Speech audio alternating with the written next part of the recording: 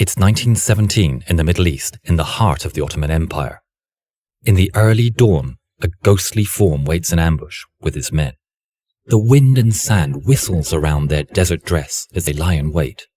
Quietly waiting and listening to the sounds of the desert, in the distance they hear a wail, and the iron beast powering across the desert moves closer.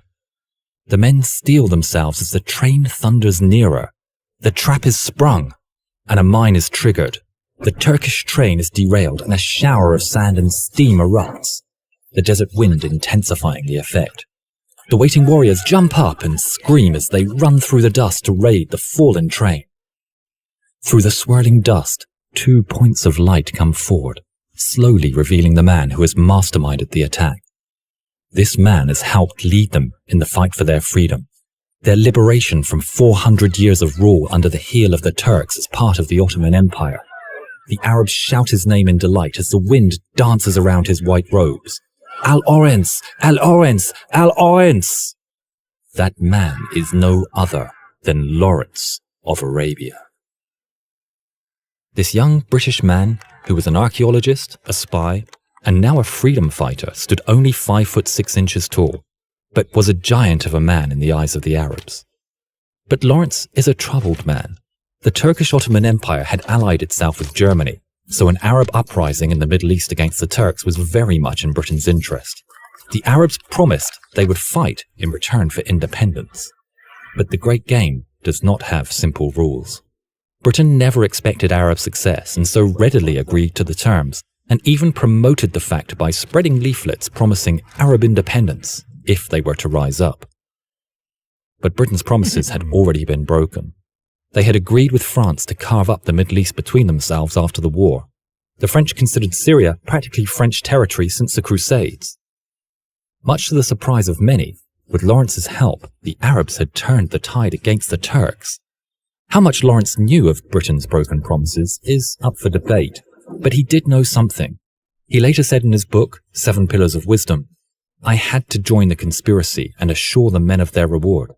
Better we win and break our word than lose." Lawrence loved the Arab world and immersed himself in the Arabic culture. A talented linguist, he could speak Arabic fluently, and he formed strong relationships with the men he fought alongside. Caught between his loyalties to the Arabs and to Britain, he hatched a plan. If he could make significant gains and capture Damascus, then maybe Britain would have to keep its promise. Damascus was the political center of the Arab world, but to get there, the coastal city of Aqaba had to be taken. Lawrence hatched a plan and was to fight alongside the men of his friend, Prince Faisal. His commanding officer had told Lawrence, the move to Aqaba on the part of Faisal is not at present desirable. But Lawrence was not to be stopped. He called the campaign for Aqaba a private venture, void of British support. Although his account of that was not entirely truthful, given the eventual help of the British Navy in the endeavour. His plan was daring, and he aimed to complete a seemingly impossible task: the crossing of his troops across 600 miles of desert, an act that meant the Turks would be totally taken by surprise. In July 1917, the battle began. In the midst of the attack, Lawrence nearly died after accidentally shooting his own camel in the heat of battle. With the Turks not expecting a surprise attack from the land and the Royal Navy shelling from the sea, Aqaba fell, with the Arab forces only losing 2 men. A great victory. Now the road to Damascus was clear. He was determined to take the prize of Damascus for his Arab friends. A series of victories followed as Arab forces, combined with the British and their allies, destroyed the Turks' rear guard. The Australian Mounted Division were the first to reach Damascus, but were instructed to let the Arabs enter. On October 1st, 1918, Lawrence and the Arab leaders drove into Damascus. The Guardian wrote, "Lawrence leads Arabs into Damascus." They all thought this was the moment of their liberation. 400 years of oppression was now to be replaced with freedom and independence, but the celebrations were to be short-lived. On October 3rd, Faisal was told in no uncertain terms that there was to be no independence. Prince Faisal's forces stayed in the city. In March 1920, Prince Faisal proclaimed himself King of Syria.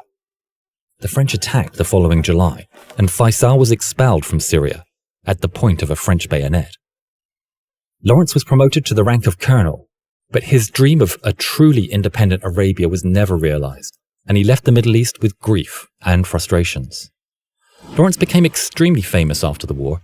In 1926, he published his autobiography, 7 Pillars of Wisdom. But he both loved and abhorred the limelight. Seeking anonymity, he assumed a pseudonym and lived in Clouds Hill in Dorset. He was troubled by his part in Britain's broken promises and sought solace in speed, owning several motorbikes. On the 13th of May 1935, he left Clouds Hill on his Brough Superior SS100 motorbike, of which he wrote, "When roaring his utmost, it surpasses the 100. A skittish motorbike with a touch of blood in it is better than all the riding animals on earth." He was riding in a country lane when 2 boys suddenly appeared on bicycles. He swerved to avoid them, but lost control and crashed. He passed away 6 days later. We visited Lawrence's house at Clouds Hill in southern England. Lawrence's legend lives on. To this day, people come and visit Clouds Hill and this memorial near the site of his accident to pay homage to Lawrence of Arabia.